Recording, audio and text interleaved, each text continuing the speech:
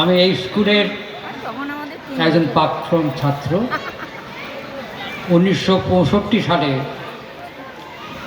এই স্কুল থেকে আমি হায়ার সেকেন্ডারি পাস করি। এই স্কুলে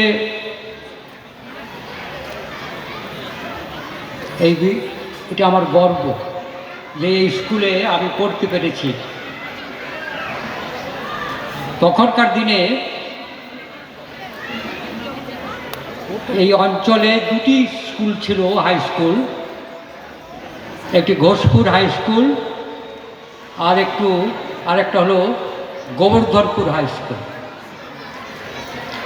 আমি উপলব্ধ থেকে ক্লাস 8 পাস করে আমার প্রায় পড়াশুনো বন্ধ হয়ে গিয়েছিল। তা এই স্কুলে আমি ভর্তি হই ক্লাস 9-এ। আমি অনেক স্কুল দেখেছি, কিন্তু এই স্কুলটা আমার কাছে মনে হয় একটা গর্বের বিষয় যে এইখানে পড়তে পেরেছি। সেই সময়কার কথা একটু বলি। আমি লাস্ট 1 বছর এই হোস্টেলে থাকতাম। আমাদের সকালে 6টায় আখের গুড় আর ছোলা ভিজানো ছোলা খেয়ে আমাদের এই মাঠটায় দৌড়তে হতো। ভীষণ ভালো লাগতো, আমরা দৌড়তাম। এবং 7টায় একটা প্রভাতী সঙ্গীত হতো। সেটা আমাদের স্যার ছিলেন অসীম চক্রবর্তী। সেই প্রভাতী সঙ্গীত যদি কেউ অ্যাটেন্ড না করতো তাহলে তার খাওয়া সেদিন বন্ধ। ভীষণ ডিসিপ্লিন। পাশে একটি জলাশয় ছিল, সেখানে ওয়াটার পোলো আমরা খেলতাম গ্রীষ্মকালে। আমার এখন মনে পড়ছে যে সেই রবীন্দ্রনাথের ইচ্ছা পূরণের সুবলচন্দ্রের মতো যদি সেরকম বয়সটা হতো তাহলে আবার এই স্কুলে আমি পড়তাম, আর একটু ভালো করে মন দিয়ে পড়তাম, আরও ভালো কৃতি ছাত্র হতে পারতাম। কিন্তু সে তো হওয়ার নয়। যাক, এবারে আমার ভীষণ কি বলবো, ভীষণ আনন্দ হচ্ছে যে এখানে সমস্ত গুণীজনেরা রয়েছেন।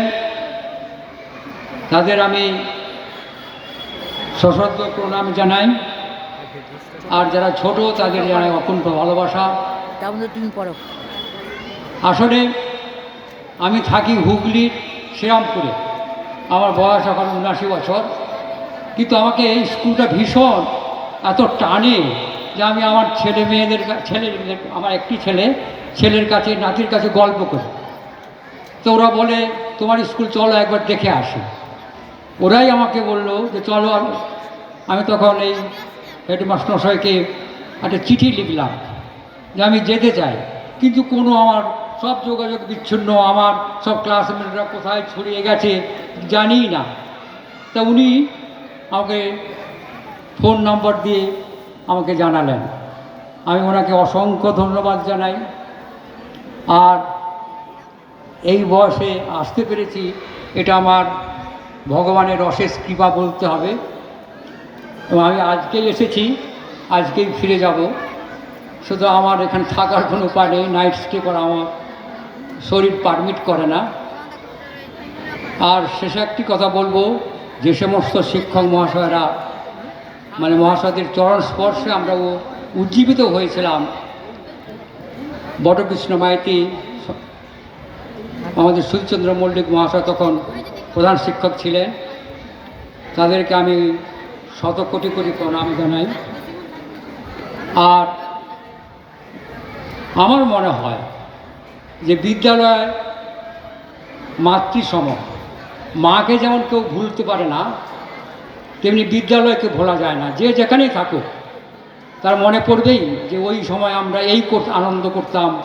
আমাদের একটা উন্মাদনা ছিল, আমরা খেলতাম, নানা দুষ্টুমিও করতাম। মা যেমন সন্তানকে পৃথিবীর আলো দেখান, মাও মতো বিদ্যালয়ও তেমনি জ্ঞানের আলোয় উজ্জীবিত করেন। তাই মা এবং বিদ্যালয়ের ঋণ কখনোই শোধ করা যায় না। তার সঙ্গে বললো তো এই আমি স্কুলকে প্রার্থনা যারা করি এখন উন্নত এই করছে বিদ্যালয়ের তাদেরও ধন্যবাদ। ক্রমশ আরও উন্নতি হোক, শ্রীবৃদ্ধি হোক, সমস্ত ছাত্রছাত্রীরা দেশে বিদেশে এই বিদ্যালয়ের সুনাম রক্ষা করুক। আমি এই বলে আমার বক্তব্য শেষ করছি। নমস্কার।